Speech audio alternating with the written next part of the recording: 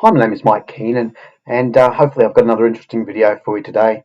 In the past, I did make one video from memory saying that the future Antichrist would be a pope from Rome.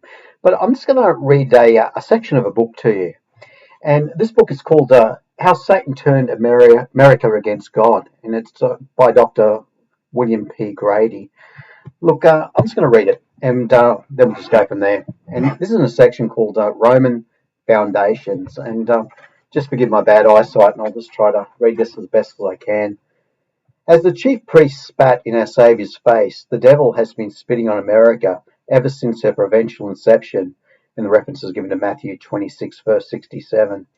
From an allegorical perspective, our nation took a step down by moving out of Philadelphia in the first place.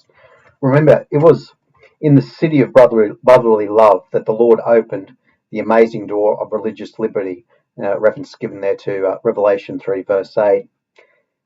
Then, as if to make matters worse, the initial 10 square mile tract ceded to Congress for the building of the new capital came from Maryland, or more precisely, Mary's Land, the only predominantly Roman Catholic colony in Protestant America.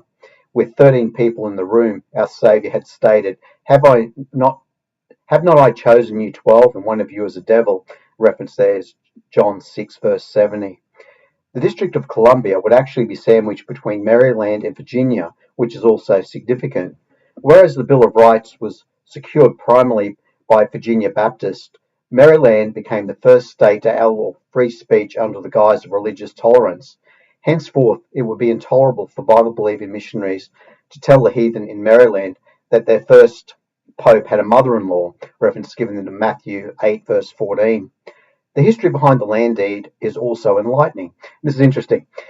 The tract originally selected by Washington was known as Jenkins Heights. In 1663, the owner of this site was a Roman Catholic mystic named Francis Pope. While his land was already known as Rome, the nearby river was referred to as the Tiber. Local Catholic tradition claims that Pope had the power of prophecy, supposedly predicted that a mightier capital than ancient Rome would eventually occupy his hill.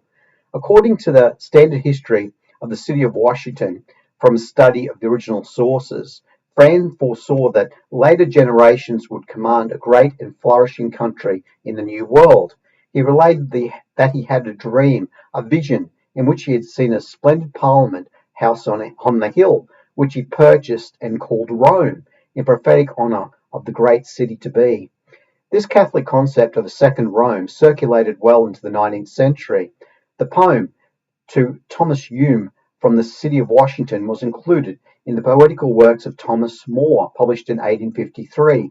The Irishman wrote, Come let me lead thee over this second Rome, this embryo capital where fancy sees squares in morasses, obelisks in trees, which second-sided seers even now adorn, with shrines unbuilt and heroes yet unborn. Indeed, this quaint tale might be dismissed with a smile were it not supported by a long manuscript in the Maryland State Archives in Annapolis. The deed dated June 5, 1663, is in the name of Francis Pope and reads as follows. Do hereby grant unto him the said Francis Pope a parcel of land called Rome, lying on the east side of the Anacostine River, beginning at a marked oak, standing by the riverside, the bound tree of Robert Troop, and running north up the river for breadth 200 perches to a bounded oak standing at the mouth of a bay or inlet called Tiber. By Washington's time, most of Jenkins Heights was owned by another Roman Catholic, the celebrated Daniel of Duddington.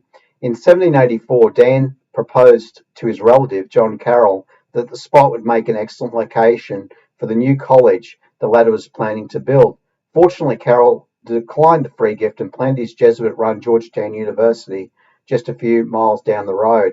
While Carroll would become the first bishop of the American Catholic Church, Bill Clinton would go on to become Father John's most infamous alumnus. And there we have it. Washington D.C. was formerly known as Rome, and the river was the River Tiber. America is a type of Rome. Strange things are happening. and many out there in Christianity are have supported, obviously, Donald Trump. And do I need to say any more? Like, I even saw a video posted by someone the other day that of a replica, and I didn't know this myself, a replica of the Ark of the Covenant was built, and it was on display at Mar-a-Lago before being sent to Israel for the third temple, which has yet to be built, but which will no doubt be built in the soon-to-come future. Look, I will say this, with what's happening in Israel at the moment, if Donald Trump or someone close to him goes on to sign a 7-year peace deal with Israel, with the country surrounding, obviously, the Middle East, them, in the Middle East, then you know that they're the man. Anyway, I'm going to leave it at that. God bless you all. Bye again for now.